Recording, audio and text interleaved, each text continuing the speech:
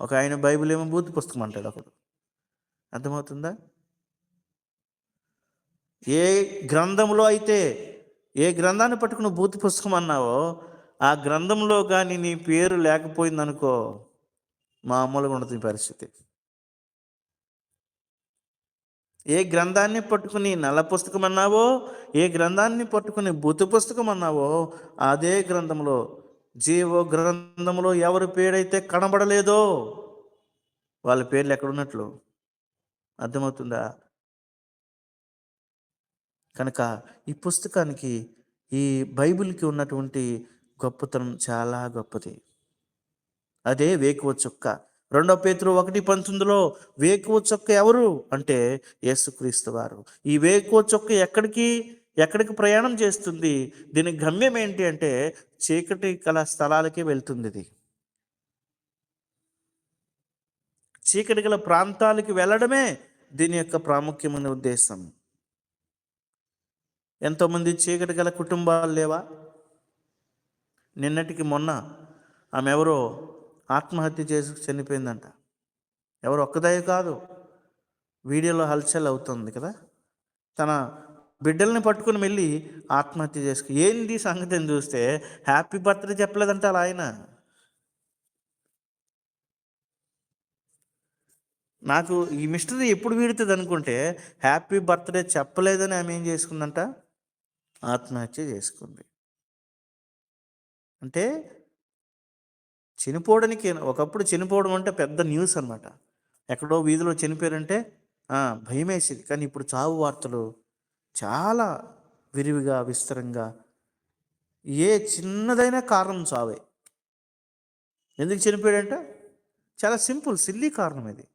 Birthday విషయం చెప్పలేదంట తన భర్త. దానికి మనస్తాపన గురైపోయి తన పిల్లలతో కూడా చనిపోయిందని న్యూస్లో వస్తుంది. పరిస్థితి ఎలా అయిపోయిందంటే ఎక్కడ చూసినా చీకటి చీకటి. అందుకే దేవుని వాక్యంలో ఈ వాక్యము చీకటి గల స్థలాల్లో, చీకటి గల ప్రాంతాల్లోనికి ప్రవేశిస్తుంది అనగా, సార్దీసు సంఘంలో కొన్ని చీకటికరమైనటువంటి పరిస్థితులు అక్కడ ఉన్నాయి. కాబట్టి అక్కడ అంటున్నాడు, సార్దీస్లో ఉన్న సంఘపు దూతకు ఇలాగు రాయము. ఇదంతా ఇప్పటి వరకు నేను చెప్పిందంతా పరిచయం అన్నమాట. పరిచయం. సార్దీస్ సంఘానికి ఉత్తరం రాస్తున్నా. ఎవరు రాస్తున్నారు? ఆ సార్దీస్ సంఘం ఎక్కడుంది? ఇప్పుడు దాని పేరేంటి? అది ఎప్పుడు కట్టబడింది? అనే విషయాలు ఇంతవరకు మనం చూసాం. ఓకే, ఇప్పుడు ఆ సంఘంలో ఉన్నటువంటి పరిస్థితి, మొట్టమొదటిది పరిచయం చూసాము. ఇప్పుడు ఏం చూస్తున్నాము? పరిస్థితి.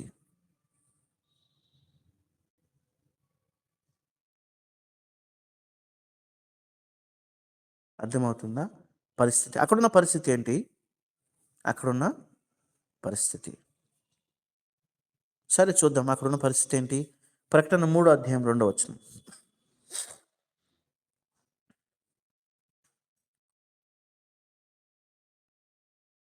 ప్రకటన 3:2. నీ క్రియలు నా ఎదుట, నా దేవుని ఎదుట సంపూర్ణమైనవిగా నాకు కనబడలేదు కనుక జాగరూకుడవై చావనయున్న మిగిలిన వాటిని బలపరచుము.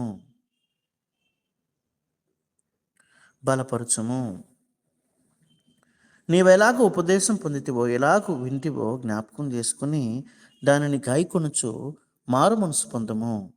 నీవు జాగరూకుడవై ఉండని ఎడల నేను దొంగవలే వచ్చేదను, ఏ గడియను నీ మీదకి వచ్చేదనో నీకు తెలియదు. ఇవన్నీ ఒక్కొక్కటి చెప్తాను. అక్కడున్న పరిస్థితులు ఏంటంటే, పేరుకే జీవిస్తున్నారు కానీ నీవు మృతుడవే అన్నాడు. మొట్టమొదటి విషయం ఏం చెప్పాడు? 1వ వచనంలో, ప్రకటన 3:1లో 7 నక్షత్రములు దేవుని 7 ఆత్మలు గలవాడు చెప్పు సంగతులేమనగా, నీ క్రియలు నేను ఎరుగుదును. ఏమనగా, జీవించుచున్నావన్న పేరు మాత్రము ఉన్నది కానీ నీవు మృతుడవే. మొట్టమొదట అక్కడ మృతమైన జీవితం కనబడుతుంది. అంటే బతికున్నారు వాళ్ళు. వాళ్ళు క్రైస్తవులే. వాళ్ళు క్రైస్తవులే. కానీ వాళ్ళ క్రియలు గాని చూస్తే, వాళ్ళ జీవితాల్లోనికి తొంగి చూస్తే వాళ్ళు చచ్చిపోయి ఉన్నారనమాట. Deadly Christians. వాళ్ళు చనిపోయిన జీవితం. అంటే పేరుకు మాత్రము క్రైస్తవులే గాని, అక్కడ ఉన్న పరిస్థితులు మృతమైనటువంటి జీవితాలు కనబడుతున్నాయి. మృతమైన జీవితాలు కనబడుతున్నాయి. ఎందుకు అనంటే, వాళ్ళ జీవితంలో మృతమైన జీవితం ఎందుకు కనబడుతుంది? మృతులు ఎందుకు అయిపోయారు? ఏవండి?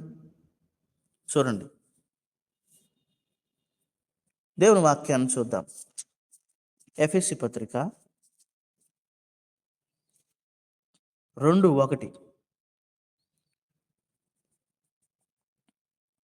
ఎఫెసీ 2:1. మీరు క్షమించండి. మీ అపరాధముల చేతను, పాపముల చేతను మీరు చచ్చిన వారై ఉండగా. అర్థమవుతుందా? అపరాధములు, పాపములు ఒక మనిషిని ఏం చేస్తున్నాయి?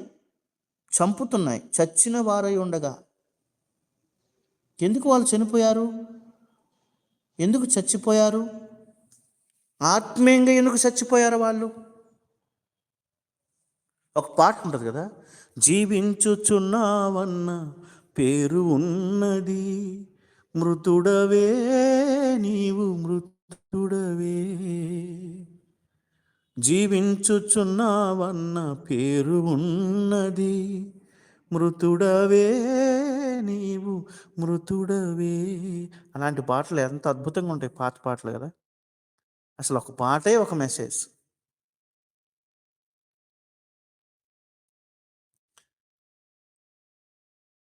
ఇప్పుడు పాటలు వచ్చాయి కదా, మామూలుగా లేవు. అప్పుడు ఊగకుండా మనుషుల్ని హృదయాలు ఊగేటట్లు చేసేవి ఆ పాటలు. ఇప్పుడు ఊగి ఊగి పాడుతున్నారు కానీ హృదయాన్ని కదిలించట్లేదు. ఆయన ఎవడు ఈ మధ్యన ఒకవేళ ఇక్కడ అలాంటి ఫ్యాన్స్ ఎవరు ఉంటే మీరు బాధపడకండి. మీరు ఎంత వార్నింగ్ ఇచ్చినా నేను ఇలాగే పాడుతా, నా స్టైల్ ఇలాగే ఉంటుంది, నేను మార్చుకుని అంటున్నాడు. నేను కామెంట్ పెట్టా, నువ్వు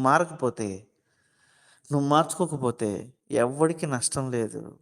నువ్వు తిన్నగా పోయేది నరకానికే. దేవుడు తీర్పులోనికి నిన్ను తీసుకొస్తాడు.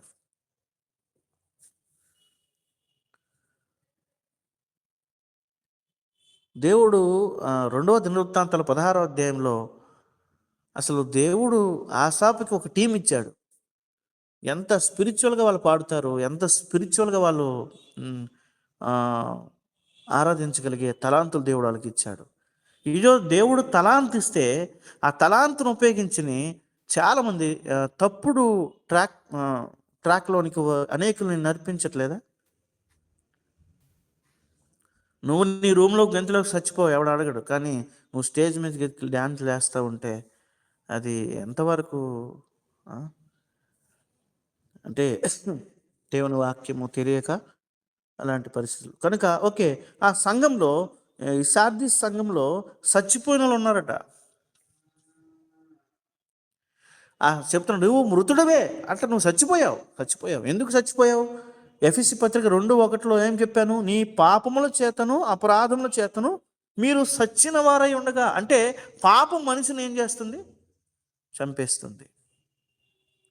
పాపము నీ స్పిరిచువాలిటీని చంపుతుంది, నీ ఆత్మీయతను చంపుతుంది. అందుకే పాపము వలన వచ్చు జీతం మరణము అన్నాడు. పాప సంబంధమైంది అది ఏదైనా నీ ఆత్మీయతను చంపకుండా చూసుకో. ఈవెన్ ఒకవేళ నువ్వు పాట పాడేటప్పుడు ఆత్మీయంగా పాడకపోతే అది కూడా పాపమే. స్పిరిచువల్గా పాడకపోతే, అంటే నీ పాట స్పిరిచువల్గా లేకపోతే అది కూడా పాపమే. ప్రియమైన సహోదరుడా, సహోదరి, ఎంత మంచి మంచి పాటలు ఉన్నాయి ఈరోజు కదా. కానీ ఏం జరిగింది? నీవు మృతుడవే అని చెప్తున్నాడు. ఎందుకు మృతమైపోయారు? అయ్యో! ఎంతో అద్భుతంగా నీ జీవితం ప్రారంభమైంది కదా! క్రీస్తులోనికి మొట్టమొదటి దినాల్లో. అబ్బా! నీ ఆత్మీయత, నీ ప్రార్థన, నీ విశ్వాసము ఎంత అద్భుతంగా ఉండేది. మరి ఎందుకు ఈరోజు మృతమైపోయావు? ఈరోజు ఎందుకు ఒక డెడ్లీ క్రిస్టియన్‌గా మిగిలిపోయావు? ఎందుకు చల్లారిపోయావు ఈరోజు? కారణం ఏంటంటే ఏదో పాపము ఏలుబడి చేస్తుంది. అందుకే మీరు అపరాధముల చేతను పాపముల చేతను మీరు సచ్చిన వారి ఉండగా ఆయన మిమ్మును క్రీస్తుతో కూడా బ్రతికించెను. చచ్చిన వారు అని ఎందుకు అన్నాను తెలుసా? ఒకసారి చదువుదామా? యెహెజ్కేలు గ్రంథం 4:14. ఎందుకు మృతమైపోయారు వాళ్ళు? యెహెజ్కేలు 4:14. ఎజెకియల్ ఇంగ్లీష్‌లో అయితే ఎజెకియల్ 4:14.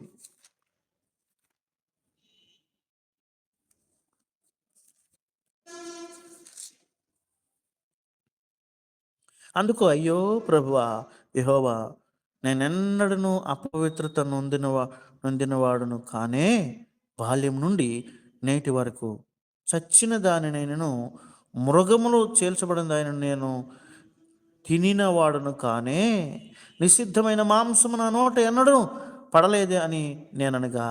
ఎందుకు చనిపోయారు ఇక్కడ? కారణం ఏంటి చెప్పండి? చచ్చిన దాన్ని అనగా అపవిత్రమైన దాన్ని తినడం ద్వారా. అపవిత్రమైన తినడం అంటే నేను తిండి గురించి చెప్పట్లే. ఇది ఆత్మీయంగా అర్థం చేసుకుంటే అపవిత్రమైన బైబిల్‌లో అపవిత్రమైనదని ముట్టకుడి అనే మాట రాయబడింది. అంటే నీవు ఆత్మీయంగా ఉన్నావు. నువ్వు స్పిరిచ్యువల్‌గా నీ జీవితం లైఫ్ ముందుకెళ్తుంది.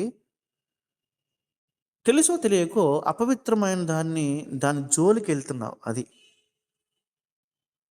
అపవిత్రమైన దాని జోలికి వెళ్ళకూడదు మనం అంతే. అపవిత్రతను కలుగు చేసే దాని జోలికి మనం వెళ్ళకూడదు.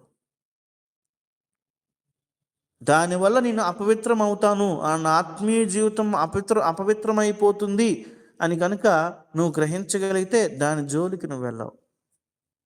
ఇప్పుడు మనము ఫర్ ఎగ్జాంపుల్ మనం ఎందుకు సినిమాకి వెళ్ళాం చెప్పండి? దేవుని బిడ్డలు ఎందుకు సినిమా చూడకూడదు? ఎందుకు సీరియల్ చూడకూడదు? అందులో అపవిత్రత ఉంది కాబట్టి. అంటే నీ దృష్టికి అపవిత్రత ఉంది అని కనబడితే దానికి దూరంగా ఉంటే మంచిది కదా, అవునా కదా? దానియేలు ఏం చేశాడండి మొదటి అధ్యాయంలో? తన్ను తాను అపవిత్రపరచుకోకూడదని అన్నాడు కదా. దానియేలు కింద మొదటి అధ్యాయంలో 8వ వచనంలో తన్ను అపవిత్రపరచుకోకూడదని జాగ్రత్త తీసుకున్నాడా లేదా? జాగ్రత్త. అపవిత్రమైన వాటికి దూరముగా ఉండుము. అపవిత్రమని చెప్పబడుతున్న విపరీతమైన ముచ్చట్లకు దూరముగా ఉండుము తిమోతి అని చెప్తూ పౌలు అన్నాడు తిమోతికి. నువ్వు అపవిత్రమైన ముచ్చట్లకు వాటికి దూరంగా ఉండు. ప్రియమైన సహోదరుడా, ఈరోజు నువ్వు ఎందుకు చనిపోయావు తెలుసా? ఎందుకు నీవు మృతమైన స్థితిలోనికి వెళ్ళిపోయావు తెలుసా? ఎందుకు నువ్వు చల్లారిపోయావు తెలుసా? ఎందుకు నువ్వు బ్యాక్ స్లైడర్ అంటే ఎవరు? వెనకంజ వేసేవాళ్ళ. ఎందుకు నీకు ఈ స్థితి వచ్చిందో తెలుసా? ప్రభు అంటున్నాడు, నువ్వు మృతుడివే, కానీ నువ్వు జీవించుచున్నావన్న పేరు మాత్రమే ఉన్నది, కానీ నీవు మృతుడవే. నీకు దేవుడు ఒక ముద్ర వేసేసాడు. నువ్వు సచ్చినోడువే, బతికినోడు కాదు. నీ ఆత్మీయ జీవితం ఏమైపోయిందంటే చనిపోయింది.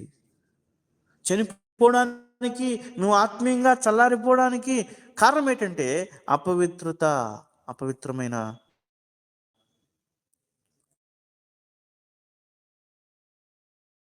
క్రియలు, అపవిత్రమైన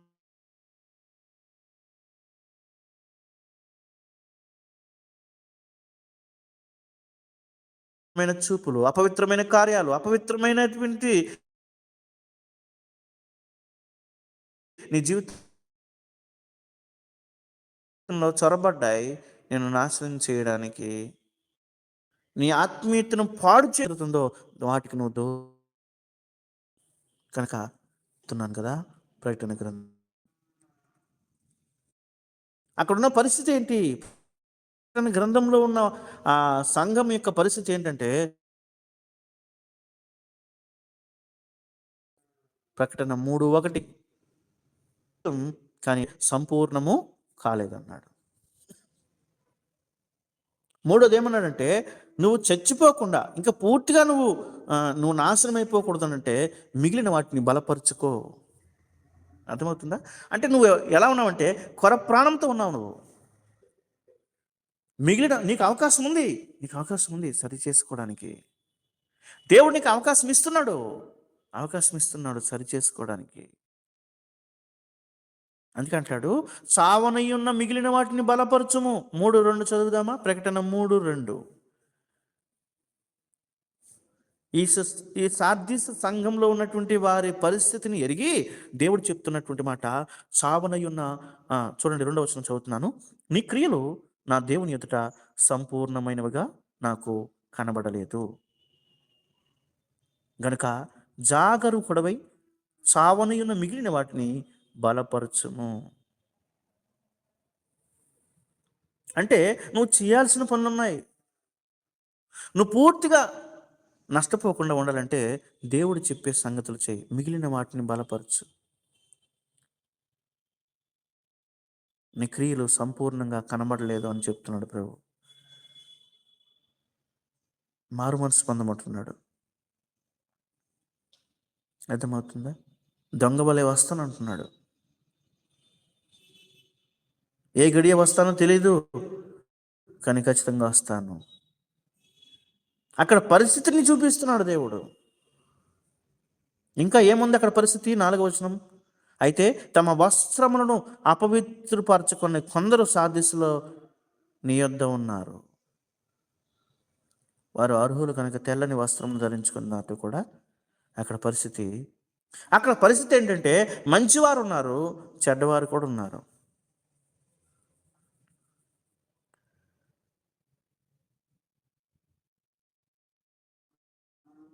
అక్కడ పవిత్రులు ఉన్నారు, అపవిత్రులు కూడా ఉన్నారు. అపవిత్రులు అంటే ఏంటి? తమ వస్త్రములను అపవిత్రపరచుకొనని కొందరు ఉన్నారు. అంటే పవిత్రులైనటువంటి వారు కూడా కొందరు అక్కడ ఉన్నారు. అందుకే సంఘము అంటే అర్థం ఏంటి తెలుసా? మంచోళ్ళు ఉంటారు, చెడ్డోళ్ళు కూడా ఉంటారు. బలమైన వాళ్ళు ఉంటారు, బలహీనులు కూడా ఉంటారు. గుర్తుపెట్టుకో, నువ్వు ఏ సంఘానికి వెళ్ళినా, ఏ డినామినేషన్కి వెళ్ళినా, ఏ గుంపులోకి వెళ్ళినా, ఏ గ్రూపులోకి వెళ్ళినా అక్కడ బలవంతులు ఉంటారు, బలహీనులు కూడా ఉంటారు. అక్కడ బలవంతులు ఉంటారు, బలహీనులు కూడా, అన్ని రకాల ప్రజలు అక్కడ ఉంటారు. లేదు లేదు ఇక్కడ కేవలం పరిశుద్ధులే. ఆహా, నువ్వేం పరిశుద్ధుడువా? నువ్వు పరిశుద్ధుడు అన్నావు అనుకో, దేవుడు ఒక వెంటనే నీ దగ్గరకు ఒక వాక్యం పంపిస్తాడు. నీ క్రియలు నేను ఎరుగుదును అంటాడు. అర్థమవుతుందా? కొన్నిసార్లు గట్టిగా చెప్పాల్సి వస్తుంది పరిస్థితులు బట్టి. నేను పరిశుద్ధుని ప్రభా, నేను గొప్పోడిని ప్రభా అని అన్నావు అనుకో, నీ క్రియలు నాకు తెలుసులే అంటాడు. ప్రియమైన సహోదరుడా, అందరూ కలిసిందే సంఘం. ఆ సంఘంలో బలహీనులు ఉంటారండి, బలవంతులు కూడా ఉంటారండి, విశ్వాసంతో ఉండేవాళ్ళు ఉంటారండి, కొత్తగా నమ్మే వాళ్ళు ఉంటారండి, చాలా సంవత్సరాల నుండి నమ్మి సరైన మారు మనసు లేనట్టు కూడా ఉంటారండి. చాలామంది చెప్తారట ఈ మాట నాకు ఎంతవరకు నా వరకు వచ్చింది. పలానా గ్రూపు అక్కడికి ఎందుకు వెళ్తున్నావు? నీ గ్రూప్ ఏదో మంచిదైనట్లు.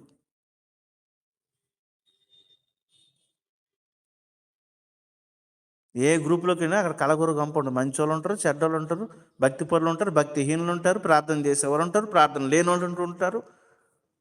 అందుకే కదా మనం వచ్చింది. దేవుని మందిరికి ఎందుకు రావాలి? మనం సరిగ్గా ఉంటే బయటే ఉండాలి కదా మనము. మనం ఏదో గొప్పవారు అంటే బయటే ఉండాలి. మనం ఏదో గొప్పవారు మనం చెప్పుకోవడం ఎందుకు? ఏ ఒక్కరు పరిపూర్ణులు గారు. పరిపూర్ణుడు కాలేదు కాబట్టి పరిపూర్ణత కొరకు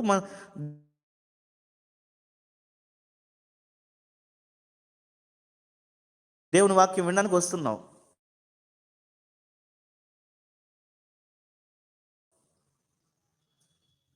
నేను ఒక్కనే పర్ఫెక్ట్, మీ అందరూ తోపు కాదులే, నేను ఒక్కనే తోపు అంటేలా? వాక్యం ఇక్కడ చెప్తుంది, వాక్యం ఇక్కడ ప్రకటిస్తుంది ఎందుకొరకంటే నువ్వు సరిచేయబడాలని, నువ్వు బలపరచబడానే కదా. సరేలే, నువ్వు ఎక్కడికైనా వెళ్ళు, ఏ ప్రపంచంలో ఏ గ్రూప్కైనా వెళ్ళు, ఏ ప్రాంతంకి వెళ్ళు, అక్కడ ఉన్నారేమో చూపు, ఒక్కడు పర్ఫెక్ట్గా ఉన్నాడేమో చూపించు. ఎందుకు మనం ఇలాంటి విషయాలు మాట్లాడుకోవడం? మనం వస్తున్న దేని కొరకు? వాక్యం కొరకే కదా. ఎవరో ఒక వ్యక్తిని బట్టి నువ్వు రాలేదు కదా, క్రీస్తుని బట్టి వస్తున్నావు కదా. దేవుని ప్రేమను బట్టి కలిసి ఉండు. సహవాసం అన్నాక దోషాలు ఉండదా? సహవాస దోషం ఉండదా? వాస దోషంలాగా సహవాసంలో ఉన్నాక ఖచ్చితంగా ఉంటాయి. మా సంఘంలో లేవా? మీ సంఘంలో ఎక్కడైనా ఉంటుంది. మోసే సంఘం, అరణ్యంలో మోసేకి ఒక సంఘం, అపోస్తల కార్యం 7:38. అక్కడే ఎన్ని సొనుగులు ఉన్నాయి, ఎన్ని కొనుక్కున్నారు. ఇప్పుడు మన దీంట్లో ఉండవా? ఎక్కడైనా ఉంటాయి. కానీ మన మన మన సంఘం వరకు వద్దండి. మన ఇంట్లో లేవా? మన ఇంట్లో లేవా? మన కుటుంబంలో లేవా? మన కుటుంబంలోనే ఒక తల్లికి పుట్టిన వాళ్ళు నలుగురు ఒకలాగా ఉండరు కదా. మరి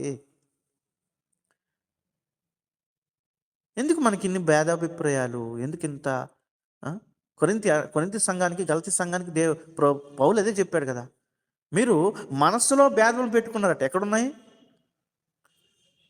మన మనసులో భేదాలు ఉంటే మనల్ని ఎవడు బాగు చేయలేడు. నువ్వు ఒక డినామినేషను, నీతో నాకు పడదు అంటే నిన్నెవడు బాగు చేయలేడు. నువ్వు ఒక బార్డర్ గీసుకున్నావు అంతే.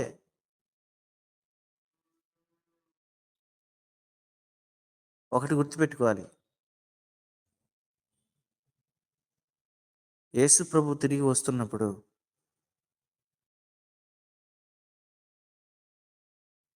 నువ్వు సంఘముగా, సార్వత్రిక సంఘముగా ఎత్తబడతావు.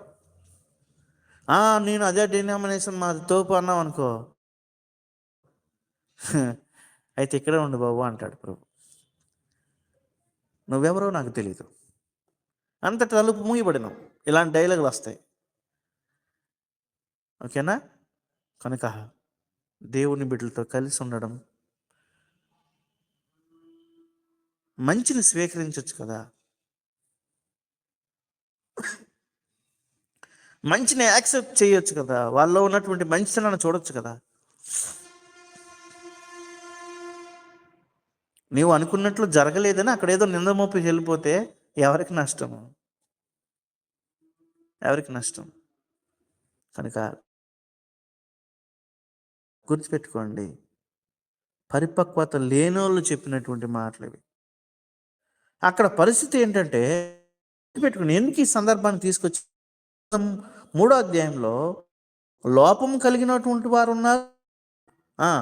3:4 3:4 అయితే వస్త్రములను అపవి కొందరు సాధిస్సులో మంచోళ్ళు కూడా ఉన్నారు. ఈ మంచోళ్ళని ఎందుకు చూడలేకపోతే?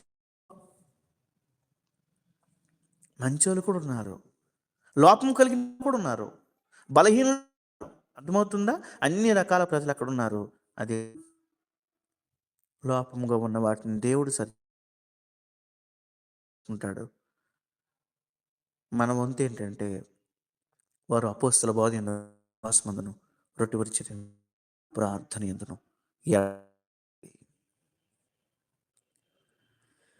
అదే మన బాధ్యత. మనం చేయాల్సింది అదే కదా. కనుక సార్దీస్ సంఘంలో ఉన్నటువంటి ప్రజలు ఉన్నారు. వాళ్ళకి దేవుడు ఏమన్నా తెలుసా? వాళ్ళు నాతో సంచరిస్తానన్నారు. వారి గురించి అన్నాడు, వారు అర్హులు అన్నారు. నువ్వెవరు చెప్పడానికి? నీకు అర్హత లేదని చెప్పడానికి. వారు అర్హులు కాబట్టి తెల్లని వస్త్రం ధరించుకొని నాతో కూడా సంచరిస్తారు. ప్రియమైన సహోదరుడా, సార్దీస్ సంఘంలో ఉన్న పరిస్థితి గురించి నేను చెప్తున్నాను. అక్కడ అర్హులు ఉన్నారు. అక్కడ దేవునితో పాటు సంచరించడానికి అర్హత కలిగినటువంటి వారు ఉన్నారు. ఈరోజు మనకు అర్హత ఏంటి? ఎప్పుడైనా గుర్తుపెట్టుకోండి, నా నా అర్హత ఏంటి అని గుర్తుపెట్టుకోవాలి మనం. కొన్నిసార్లు పెద్ద పెద్ద సేవకులు మేము తిరుగుతున్నప్పుడు వాళ్ళు మాట్లాడడానికి పిలిస్తే నాకు అనిపిస్తుంది, నాకు అర్హత ఉందా అనిపిస్తుంది. అయ్యో వీళ్ళందరూ పెద్దోళ్ళు కదా, వీళ్ళ దగ్గర ఏం మాట్లాడగలము, ఏదైనా పొరపాటు చెప్తే వాళ్ళు పట్టుకుంటారు కదా, నాకు అర్హత లేదనుకునే ఫీల్ అవుతాం మనం. అంతెందుకు, ఏదైనా ఒక ఏదైనా ఒక పెళ్లి జరిగినా, ఒక ఫంక్షన్ జరిగినా, ఒక చర్చిలో ఇదైనా ముందెళ్ళి కూర్చోడానికి భయపడతాను నేను. ఎందుకు? ముందెళ్ళి కూర్చుంటే ఒకవేళ అది పెద్దవాళ్ళకైతే వాడు మర్యాద చెప్తాడు, దయచేసి వెనక్కి వెళ్ళిపో అంటాడు. అంతవరకు ఎందుకు సాధించుకోవాలి, అదేదో మనమే వెనక్కి కూర్చున్నాం అనుకో. ఆ, బైబిల్లో ఉన్న సంగతే కదా ఇది. వెనక్కి వెళ్ళి కూర్చున్నాం అనుకో, మనకి ఎంత మర్యాద. అదేంటి సార్ మీరు వెనక్కి కూర్చున్నారు, ముందుకు రండి అనౌన్స్ చేస్తారు. ఇప్పుడు మనం పొరపాటు ఏంటి, డైరెక్ట్గా వెళ్ళి ముందుకు కూర్చునిపోతాం మనం. అయితే కొంతమంది వాంటెడ్గా ఏం చేస్తారు, నన్ను పిలవాలి, నన్ను పిలవలేదని చెప్పి వెనక్కి కూర్చునే వాళ్ళు కూడా ఉంటారు. ఆ సంగతి వేరే. వాళ్ళకి పిలిపించుకోవడం అలవాటు, అది సంగతి. కానీ తగ్గించుకునే వాళ్ళు ఏం చేస్తారు తెలుసా, వెనక్కి వెళ్ళి కూర్చుంటాం మనం. అయ్యో అదేదో పెద్దవాళ్ళకి లాగా ఉందిలే, మనం వెళ్ళి ఏదో వెనకాల కూర్చుందలే. ఎక్కడ కూర్చుంటే ఏంటి సమస్య? ప్రియమైన సహోదరుడా, నేను నా జీవితంలో అక్కడ ఈ సార్దీస్ సంఘంలో అపవిత్రపరచుకొనని కొందరు ఉన్నారు. ఈ మాట ఎందుకు చెప్పాల్సి వచ్చిందంటే, అక్కడ అందరూ మంచోళ్ళే ఉండరు. ఎక్కడ ఎక్కడైనా సరే అందరూ గొప్ప వాళ్ళే ఉండరు, అందరూ మంచి వాళ్ళే ఉండరు.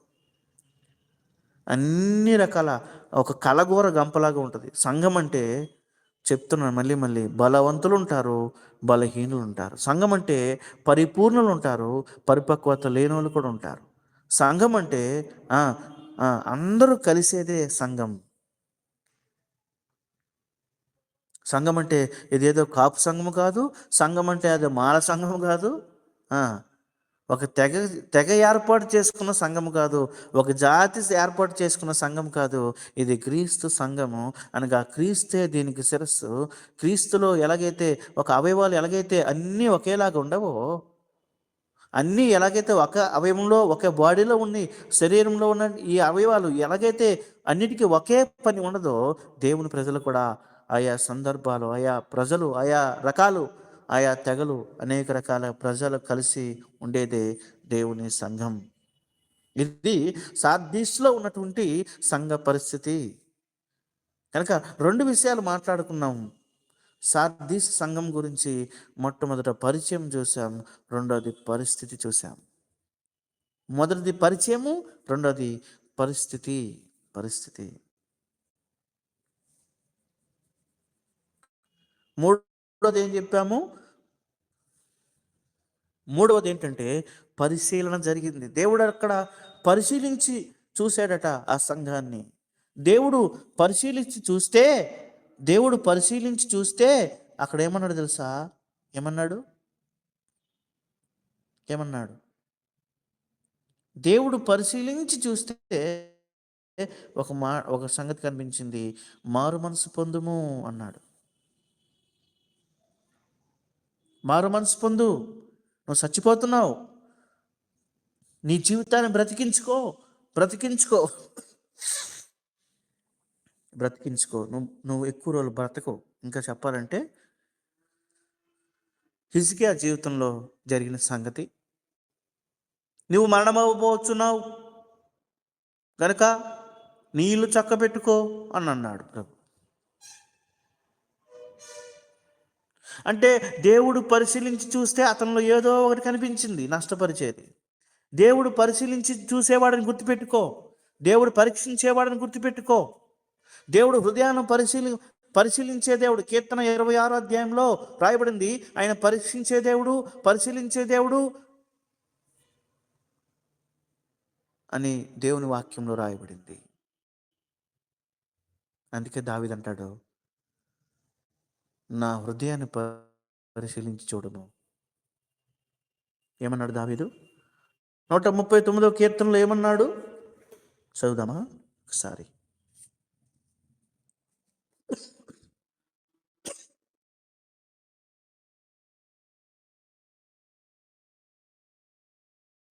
139వ కీర్తన.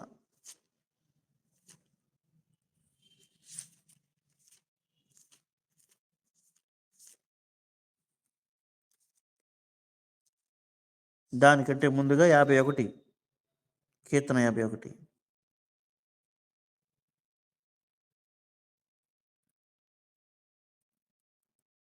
10వ. కీర్తన 51 10వ. దేవా నా యందు శుద్ధ హృదయం కలుగజేయము, నా అంతరంగంలో స్థిరమైన మనస్సు నూతనం పుట్టించుము. ఇంకో మాట అంటాడు,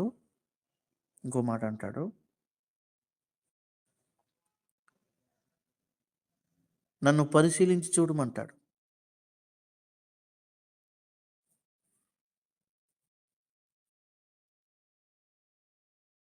ఆ, 139వ కీర్తన కదా.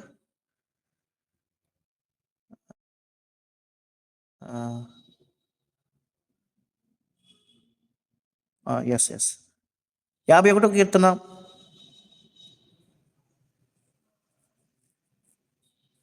6వ. నీవు అంతరంగంలో సత్యమును కోరుచున్నావు, ఆంతర్యమును నాకు జ్ఞానం తెలుపుచున్నావు. నేను పవిత్రుడిగా ఉండునట్లు హిస్సోపుతో నా పాపము పరిహరించు. ఇలా చెప్తూ 139 కీర్తనలకు వెళ్తే అక్కడ కూడా ఇంకొక సంగతి చూపిస్తా.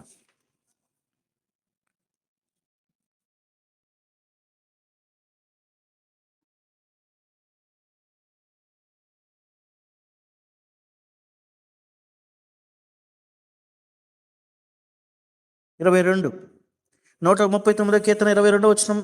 వారి యందు నాకు పూర్ణ ద్వేషము కలదు, వారిని నాకు శత్రువులుగా భావించుకుంటున్నాను. దేవా నన్ను పరిశోధించి నా హృదయమును తెలుసుకునము, నన్ను పరీక్షించిన ఆలోచనను తెలుసుకునము. నీకు ఆయాసకరమైన మార్గం నా యందున్నదేమో చూడుము, నిత్య మార్గం నన్ను నడిపించు. దేవా నన్ను చూడు, నన్ను పరిశీలించు, నన్ను పరీక్షించు, నన్ను పరిశోధించు. ఇంకా చాలా సంగతులు 22వ కీర్తనలో 26వ కీర్తన 1వ కూడా చూసారా, దేవుడు పరీక్షిస్తాడు.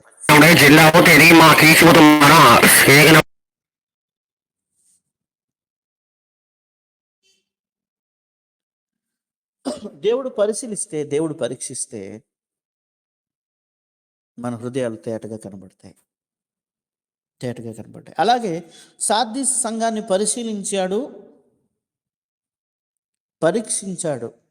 అక్కడున్న కనబడుతుంది. ఇంకా నాయనా నువ్వు మారు మనసు పొందాలి అంటున్నాడు. నువ్వు మారు మనసు పొందాలి, మారు మనసు పొందము. కనుక దేవుడు పరిశీలించిన సంగతులు. ఇప్పుడు 4వది, పరిశీలించి చూస్తే పరిపక్వత లేనటువంటి వ్యక్తులుగా అక్కడ కనబడుతున్నారు. పరిపక్వత లేదు అని ఎలా చెప్పవచ్చును? ప్రకటన 3:2 చదువుదామా? ప్రకటన 3:2 నీ క్రియలు నా దేవుని ఎదుట సంపూర్ణమైనవిగా నాకు కనబడలేదు. దేవుడు పరిశీలించి చూస్తే అక్కడ దేవుడికి ఒకటి కనిపించింది. దేవుడు పరిశీలించి చూస్తే అక్కడ కనిపించిన ఒక సంగతి ఏంటి తెలుసా? పరిపక్వత లేనివారు, అనగా సంపూర్ణులుగా లేరు. అక్కడ అంటాడు కదా, సంపూర్ణముగా కనబడలేదు, సంపూర్ణులు కాలేదు వాళ్ళు. అర్థమవుతుందా? అంటే ఇప్పుడు సంఘంలో ఏముండాలి? సంపూర్ణత ఉండాల.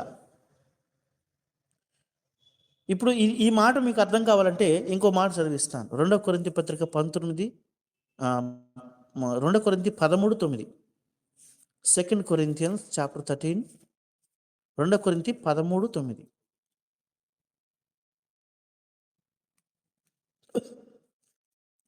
దాని కొరకే పౌలు ప్రార్థన చేస్తున్నట్లుగా కనబడుతుంది.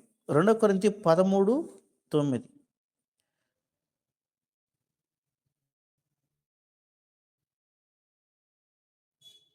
మేము బలహీనులమై ఉన్నను మీరు బలవంతులై ఉండిన ఎడల సంతోషించెదము. దీని నిమిత్తమే అనగా మీరు సంపూర్ణులు కావాలనని ప్రార్థించుచున్నాము.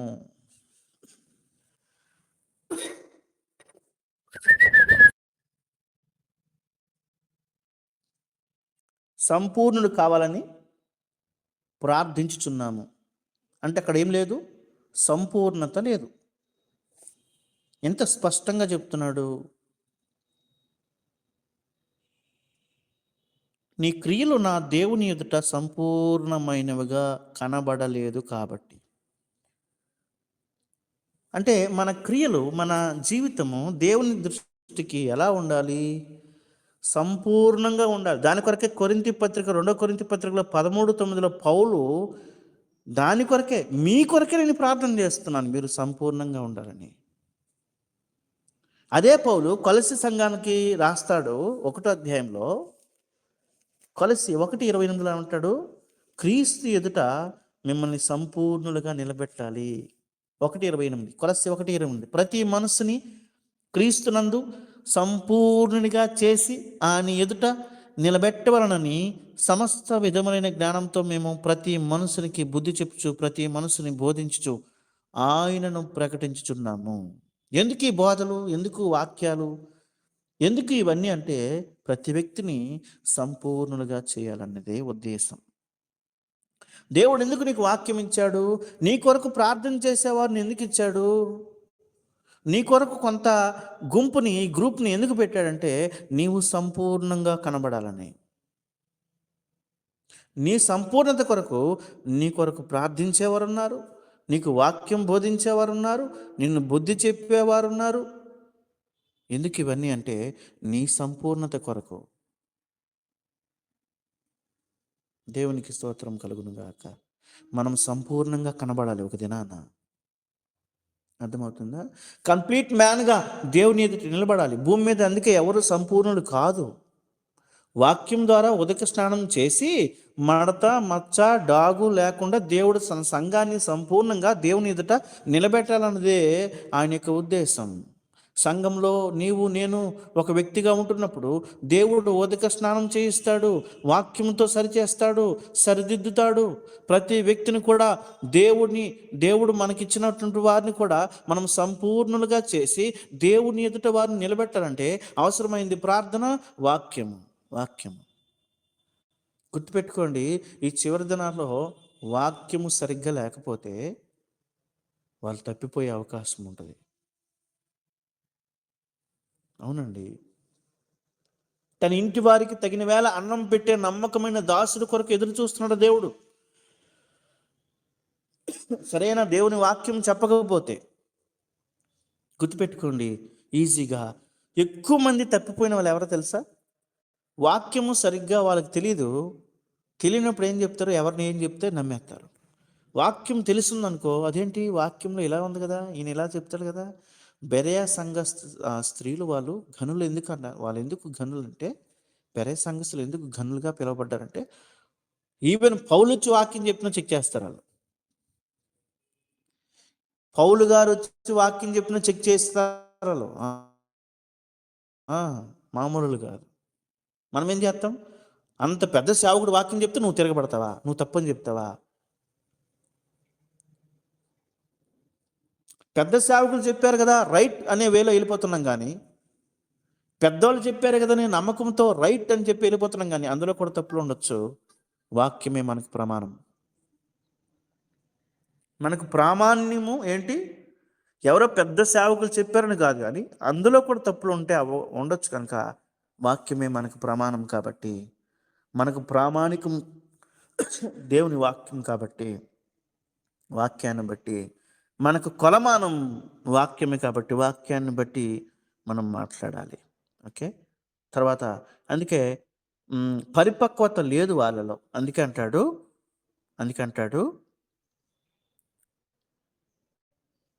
నా దేవుని ఎదుట నీ క్రియలు సంపూర్ణముగా కనబడలేదు. అంటే దేవుని ఉద్దేశం ఏంటంటే మనల్ని సంపూర్ణులుగా చేయాలి. ఒక యవనస్తుడు వచ్చాడు యేసుప్రభు దగ్గరికి. ఏమంటున్నాడు చూడండి, ప్రకటన మత్తయి సువార్త 19, మత్తయి సువార్త 19 20 వచనం నుండి 19, 20.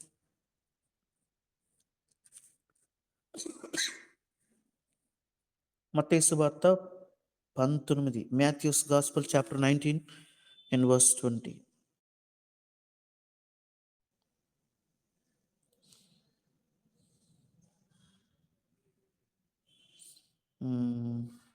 ఇక్కడ నుంచి 20 వచ్చిన. అందుకు ఆ యవనుడు, ఇవన్నీ అనుసరించుతూనే ఉన్నాను, ఇకను నాకు కొదువు ఏమని ఆయనను అడిగాను. ఆ యవనస్తుడు ఎలా ఫీల్ అవుతున్నాడంటే, నేను పరిపూర్ణుడినే, నాకు ఇంకేం లోపం ఉంది, నాలో ఒక్క లోపం కూడా లేదు. ప్రభా, నువ్వు చెప్తున్నావు కదా, నరహత్య చేయొద్దు, వ్యభిచరించొద్దు, దొంగిలొద్దు, అబద్ధం సాక్షి చెప్పొద్దు, తల్లిదండ్రులు సన్మానించాలని చెప్తున్నావు, బాగానే ఉంది, కానీ నాలో ఏం లేదే లోపం, అవన్నీ పాటిస్తున్నాను కదా ప్రభా, నాకేం కొదువా, నాకేం కొదువా, ఐ ఆమ్ పర్ఫెక్ట్. ఇలాంటి వాళ్ళు చాలామంది గ్రూపుల్లో ఉంటారు. I am mister perfect. అంతే. అందు అప్పుడు యేసుప్రభు అంటాడు 21, అందుకు యేసు, నీవు పరిపూర్ణుడొకటి కోరిన ఎడల పోయి నీ ఆస్తిని అమ్మి బీదలకిమ్ము. నీకు పెద్ద నష్టం ఏంటి తెలుసా, నీలో పెద్ద లోపం ఏంటి తెలుసా, నువ్వు ధనవంతుడు. నీ డబ్బు నిన్నేం చేస్తుందంటే పాడు చేస్తుంది. నీ డబ్బు ఏం చేస్తుందంటే, అరే డబ్బు ఉందిరా, నాకేం తక్కువరా, నాకేం కుదురా అనే గర్వాన్ని తీసుకొస్తుంది అనమాట. నువ్వు ముందెళ్ళి ఏం చేస్తావంటే, నీ ఆస్తిని ఏం చేయాలి చెప్పాలా, ఆస్తిని ఏం చేయాలా, బీదలకి ఇవ్వు. అంటే పొట్టి జక్కయ్యలో కలిగిన మారు మనసు ఈలో రావాలని ఎదురు చూశాడు ప్రభు. పొట్టి జక్క ఏం చేశాడు, చెల్లిస్తానని చెప్పాడు కదా, అదే మారు మనసుకు తగిన ఫలాలంటే అవే కదా. మరి ఎవరికైతే నేను అన్యాయంగా తీసుకున్నాను వాళ్ళకి ఇచ్చేస్తానని చెప్పాడు కదా, ఈయనలో కూడా అటువంటి మారు మనసు వస్తుందేమని ఎదురు చూస్తే, అందుకే చెప్పాడు ప్రభు, నువ్వేం చేస్తావంటే, నీ డబ్బు నీకు ఎక్కువైపోయింది, ఆ డబ్బు నా దగ్గర రావడానికి ఆటంకపరుస్తుంది, నువ్వేం చేస్తావంటే అది ఆ ఆస్తిని అమ్మి బీదలకు ఇచ్చేయి. ఒక బెనిఫిట్ కూడా చెప్పాడు, నీ ఆస్తిని అమ్మి బీదలకు ఇస్తే పరలోకంలో కూడా నీకు ధనం ఉంటుంది అన్నాడు. అంటే ప్రభువు పరలోకంలో ధనము నువ్వు సంపాదించుకోవాలంటే ఈ భూమి మీద నీ ధనాన్ని విడిచిపెట్టాలని కూడా చెప్పాడు.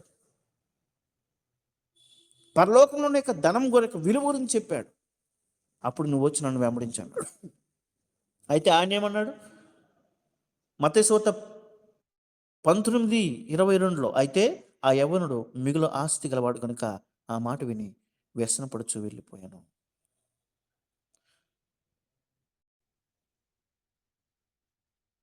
అప్పుడు ఆ సందర్భంలో చెప్పాడు కదా ఈ మాట, ధనవంతుడు పరలోక రాజ్యంలో ప్రవేశించుట దుర్లభమని మీతో నిశ్చయముగా చెప్తున్నాను. ధనం ఉండటం ప్రాబ్లం కాదు, ధనానికంటే దేవుడిని ఎక్కువగా ప్రేమించడం ప్రాబ్లం. ధనం ఉండటం ప్రాబ్లం కాదు, కానీ దేవుడి కంటే ధనాన్ని ఎక్కువగా ప్రేమించడం ప్రాబ్లం. ధనమును నమ్ముకొని దగపడ్డాను. ధనం ఉంటే నీ మాట వినేవారు ఉండొచ్చేమో, అర్థమవుతుందా, ధనం ఉంటే నువ్వు చిటికేస్తే నీ దగ్గరికి వచ్చి 10 మంది ఉండొచ్చేమో, కానీ ధనంతో అన్నీ సంపాదించగలవేమో, కానీ ధనంతో దేవుని మనస్సును కొనలేవు, దేవుని మనస్సును గెలవలేవు, పరలోక రాజ్యంలో కూడా నువ్వు వెళ్ళలేవు. చాలా జాగ్రత్త. అర్థమవుతుందా, నీ ధనం ఎవరికి కావాలి, ఆయనే ధనవంతుడు, ఆయన ఇచ్చిందే బతుకుతున్నాం మనం. ఆయన శ్రీమంతుడు, సమృద్ధి కలిగినటువంటి వాడు, సమస్తమును నోటి మాటతో సృష్టించినటువంటి వాడు, ధన సమృద్ధి కలిగినటువంటి వాడు, సమస్తము ఆయన ద్వారా కలిగింది కనుక సంపూర్ణుడు కోరి ఇక్కడ ఈ మాట గుర్తుపెట్టుకోండి, సంపూర్ణుడగుట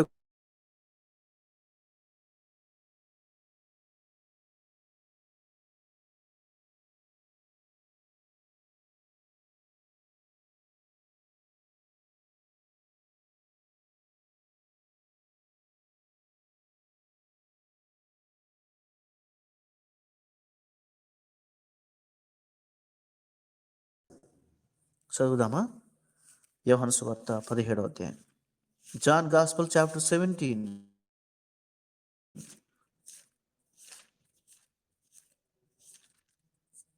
యోహాను సువార్త 17, sorry, yes, John gospel chapter 17.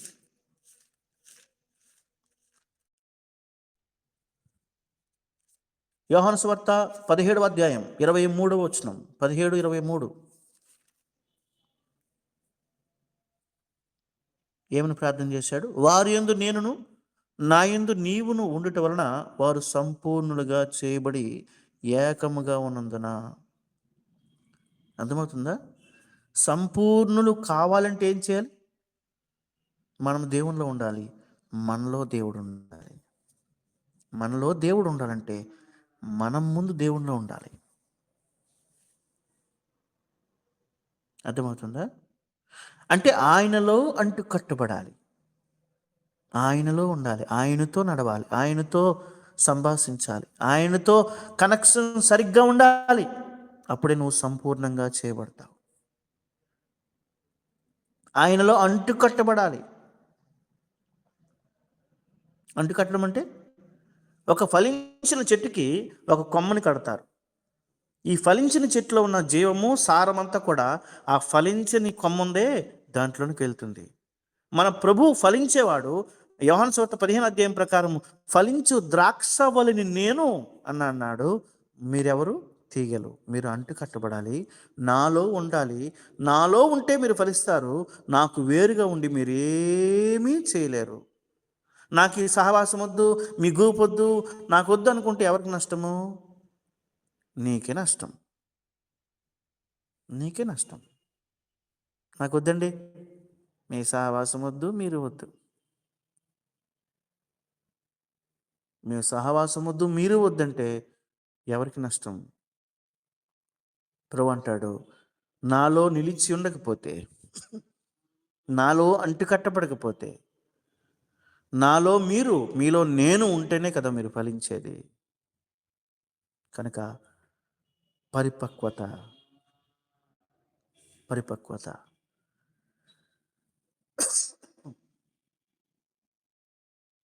చివరిగా ఒక విషయం చెప్పి నేను ముగించేస్తాను.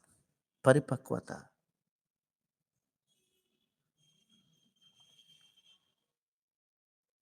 ఇంతవరకు విషయాలు చెప్పాము, విషయాలు చెప్పాను. అన్నీ కూడా పా అనే అక్షరంతో వస్తాయి. సింపుల్గా మీకు గుర్తుండడానికి ఈ ప్యాటర్న్ అనేది నేను ఎంచుకున్నాను, అంతే, ఇంకేం లేదు. ఇందులో మర్మం ఏం లేదు. సార్దీస్ సంఘంలో మొట్టమొదట పరిచయం గురించి చెప్పాడు, పరిచయం చేసుకున్నాడు ప్రభు. రెండోది పరిస్థితి, అనగా ఆ సంఘంలో ఉన్న పరిస్థితి గురించి మాట్లాడుతున్నాడు. మూడవది ఆ సంఘాన్ని పరిశీలించాడు. దావీదు చెప్పినట్లుగా, నీవు నన్ను పరిశోధించి తెలుసుకో అని చెప్పినట్లుగా ఆ సంఘాన్ని పరిశీలించాడు. నాలుగవది పరిపక్వతలోనికి తీసుకురావడానికి ఇష్టపడుతున్నాడు. నీవు పరిపూర్ణుడిగా ఉండాలని ఆయన కోరుతున్నాడు. నీవు నేను పరిపూర్ణుడు కావాలని ఆయన కోరుతున్నాడు. ఐదవది ఏం చెప్పాను? ప్రశంస. ప్రశంస అంటే చెప్పండి, ప్రశంస అంటే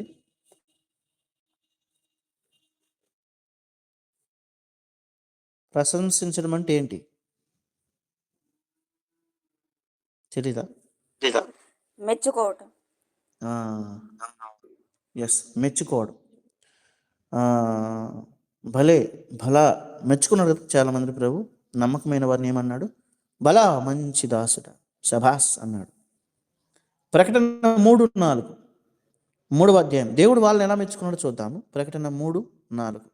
ఈ సార్దీస్ సంఘంలో ఉన్నటువంటి వారిని దేవుడు ఎలా మెచ్చుకున్నాడు? 3:4. అయితే తమ వస్త్రములను అపవిత్రపరచుకొనని కొందరు సార్దీస్లో నీ యొద్ద ఉన్నారు. వారు అర్హులు కనుక తెల్లని వస్త్రమును ధరించుకుని నాతో కూడా సంచరించెదరు. ఎవరిని దేవుడు ప్రశంసిస్తాడంటే అర్హులను మాత్రమే. అర్హత ఉండాలి. ఈ లోక సంబంధమైన అర్హతల గురించి నేను మాట్లాడట్లేదు, కానీ ఈ లోక సంబంధంలాగా ఎన్ని అర్హతలు ఉన్నా దేవుడి దగ్గర ఫెయిల్ అయిపోతాం మేము. నా బాధ అంటే ఏంటంటే నువ్వు పాటలు పాడొచ్చు, నువ్వు వాక్యం చెప్పొచ్చు, నువ్వు అద్భుతంగా చేయొచ్చు, కానీ దేవుని దగ్గరికి వస్తే ఆయన మెచ్చుకుంటాడా లేదా, ఆయన నన్ను సెలెక్ట్ చేస్తాడా లేదా అనే తపన మనకు ఉండాలి. ఆయన దృష్టికి నేను ఎలా ఉండాలి, అది మెయిన్. ఆయన ప్రశంసించేటట్లుగా నేను ఉండాలి. ఆయన మెచ్చుకునే భక్తి చేయాలి. ఆయనకి ఇష్టమైన భక్తి చేయాలి. ఆయనకి ఇష్టం వచ్చినట్లు పాడాలి. ఆయనకి ఇష్టం వచ్చినట్లు నేను ఉండాలి. అప్పుడే ప్రశంసిస్తాడు. వీళ్ళని ప్రశంసించాడట దేవుడు. ఎందుకో తెలుసా? వాళ్ళు దేవుణ్ణి సంతోషపెట్టారు.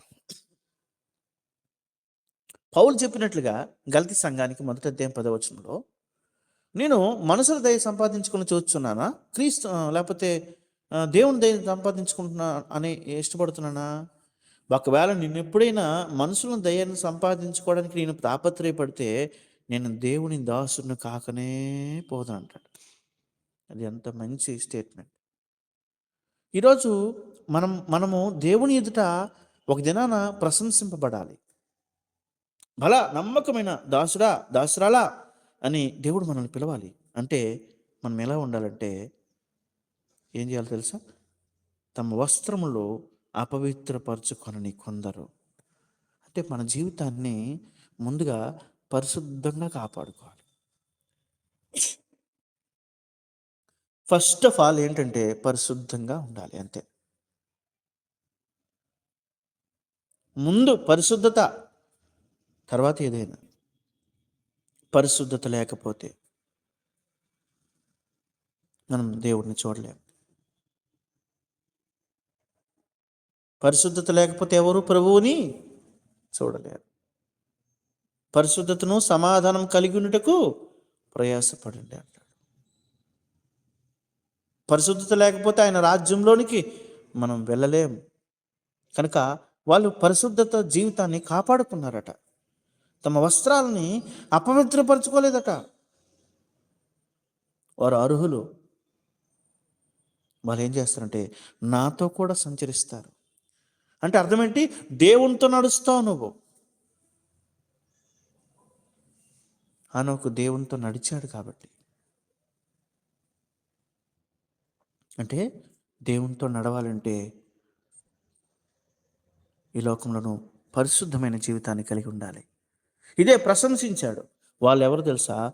వాళ్ళు ఏం ప్రశంసించాడు? ఇంకా జయించువాడు అలాగూ తెల్లని వస్త్రం కొనును. ఆయన ఏమిస్తాడట? దేవుడిచ్చేది ఏంటి?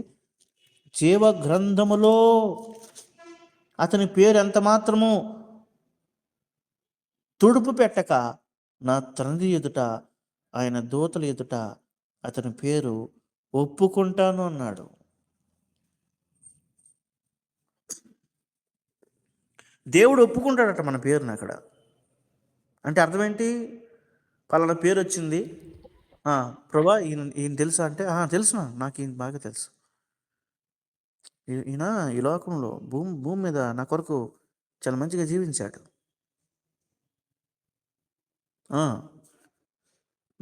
నేను ఇచ్చిన తలాంతిని నా కొరకు వాడాడు ఈయన. ఎంత మంచి మాట చూడండి అన్నమాట. ప్రకటన 3:5, జయించువాడు అలాగున తెల్లని వస్త్రము ధరించుకొనును, జీవ గ్రంథములో అతని పేరు ఎంత మాత్రమును తుడుపు పెట్టక, అంటే తుడిచివేయక, నా తండ్రి ఎదుట ఆయన దూతల ఎదుటను అతని పేరు ఒప్పుకుంటాడట దేవుడు. దేవుడు నిన్ను ఒప్పుకోవాలా పరలోకంలో. పలానా వ్యక్తి ఎవరు నువ్వు అని దేవుడు చెప్పాలా? నాకు తెలుసు, ఈయన మంచి భక్తిగా జీవించాడు, తన జీవితాన్ని పవిత్రంగా కాపాడుకున్నాడు, ఎన్నో పొరపాట్లు చేసినప్పటికీ గొర్రెపిల్ల రక్తంలో తన వస్త్రాన్ని ఉతుకుకొని తెలుపు చేసుకున్నాడు ఈయన అని చెప్పగలగాలి. అదే ప్రశంసించడం. బల మంచి నమ్మకమైనోడా, ఎన్ని కష్టాలు ఎన్ని నిందలు వచ్చినా నువ్వు నా కొరకు నిలబడ్డావు అని దేవుడు చెప్పేదాన్ని ప్రశంసించడం అంటారు. కనుక ప్రియులారా, 5 విషయాలు చెప్పాను. ఈ సార్దీస్ సంఘం గురించి మొట్టమొదట పరిచయం, రెండోది పరిస్థితి, మూడోది పరిశీలన, నాలుగోది పరిపక్వత, ఐదోది ప్రశంస.